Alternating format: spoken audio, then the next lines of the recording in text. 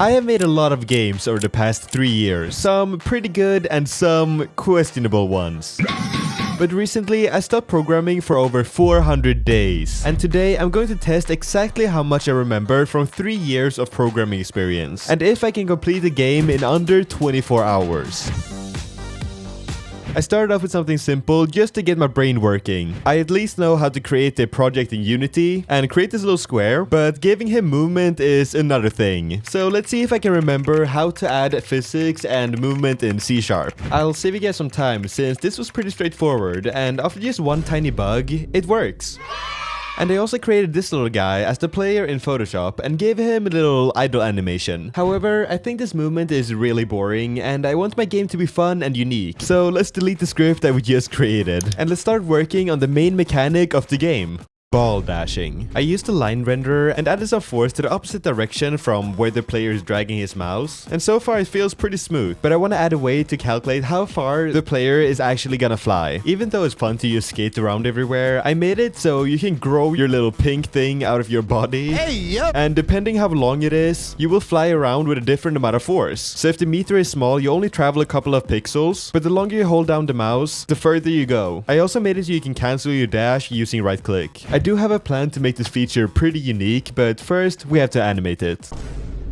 So we're currently 2 hours in, and next I want to make the dash satisfying to use. And the best way to do this is with animations. So I made a start dashing animation that turns the player into a ball, and then an animation to get out of the ball. I then timed it and added a little idle animation to the ball, and I think it looks pretty satisfying. To add more content, I jumped back into Photoshop and started adding more pixel art characters for the game. This time with a more sideways stance and a less neutral face. Our player looks pretty lonely now, so let's add some friends for him. Except they're not really friends, and they will actively try to kill you because you look a little different from them. These guys are trained ex-military soldiers that are armed with high caliber guns in order to take you down, and they turn into zombies somehow. I don't know how. Thankfully, you do have your dash to dodge their bullets quite easily, but I'm going to nerf this ability really hard soon. But first, we're gonna make the enemies actually shoot and look at you. So first, I made it so the enemy flips around towards the player on the x-axis, and then I give him a weapon of mass destruction.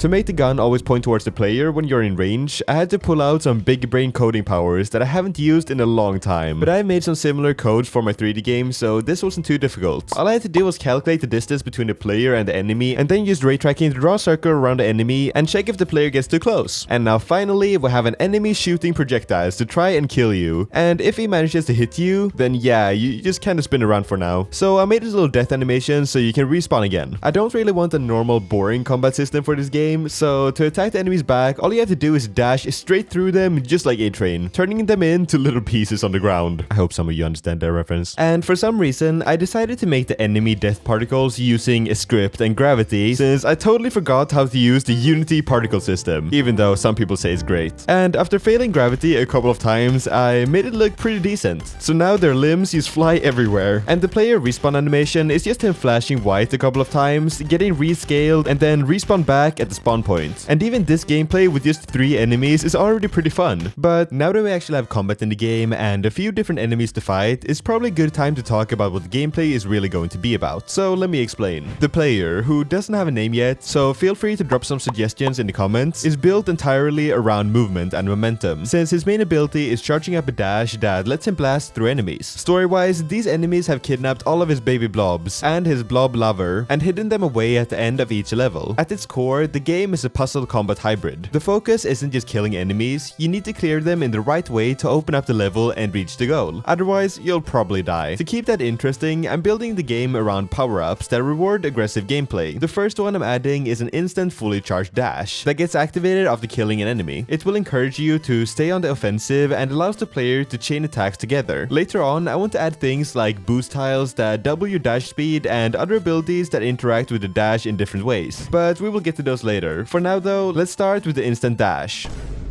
At this point, I started struggling a little bit and the player movement just fully stopped working at one point. But after over 3 hours of work, I finally gave the player a fully charged next boost if he kills an enemy. And I also added another bar to the side of the screen to show that the attack is full. This once again of course gives me another bug where the player could fully dash forever, but that is fixed now. To give the player even more verification that their next attack will be fully charged, I made this little animation that pops out from the enemy that says +1 full charge, and hopefully hopefully people will understand what that means. We have a couple of mechanics in the game now, so let's start working with the level design. But in order to not have ugly generic blocks as walls, I need to make a sprite sheet, and that takes time. So to save some time, I'm going to take the sprites from my old 2D game and just recolor it. And yeah, you guys might think this is cheating, but honestly, it's my video and I don't care. I'm really sorry though. I imported the sprite sheets into Unity and got to work making the first level. The problem with using my old sprite sheet is that the aesthetic doesn't really match what I had in mind, and if I had more than just 24 hours to complete the game, I would want to make it feel more polished. And if this video gets like 500 likes, I will make a part 2 where I perfect the game even more. So drop a comment of what you want to see in part 2. The next thing I want to add is a little bit of lighting and post-processing. So I made the entire map darker and added a small spotlight to the player and the enemies in order to make them pop more. Then I added a small vignette around the screen. And this is honestly the best tip to level up the look of your games, even if you're like me and not the greatest artist.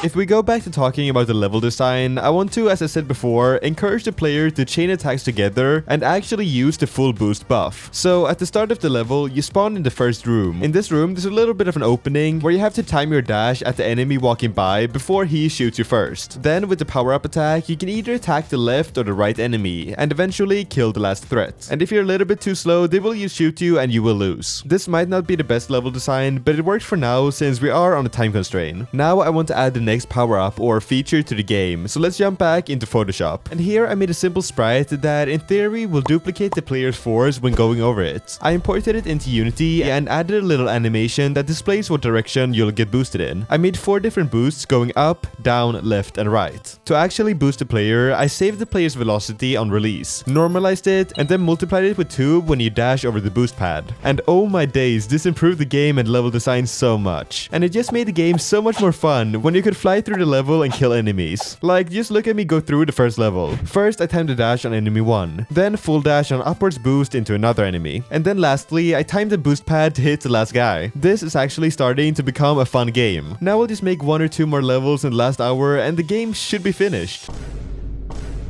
And for this level, I went all out by adding 5 enemies in perfect combo positions and 1, 2, 3, 4, 5, 6, 7, 8, and 9 boost pads. Yeah, I might have gone a little bit overboard, but it's just so fun. To add more flashiness to the boost, I added a screen shake and some particles when getting boosted, as well as a camera shake when the player kills a zombie. I have added a lot of camera shakes to my games before, so this was not that difficult as soon as I looked up a quick tutorial to refresh my memory. And honestly, I kind of forgot about the whole save the family lore of this game, so I threw in the babies at the end of the levels, so the player actually had some motivation to finish the game. And that is 24 hours. There's still so much more I would like to add to this game, and I feel like we're just scratching the surface with all the mechanics. So if you want to see part 2, then don't forget to subscribe. Also, if you want to see me make a 3D survival game with insane bosses, then click the video on your screen now.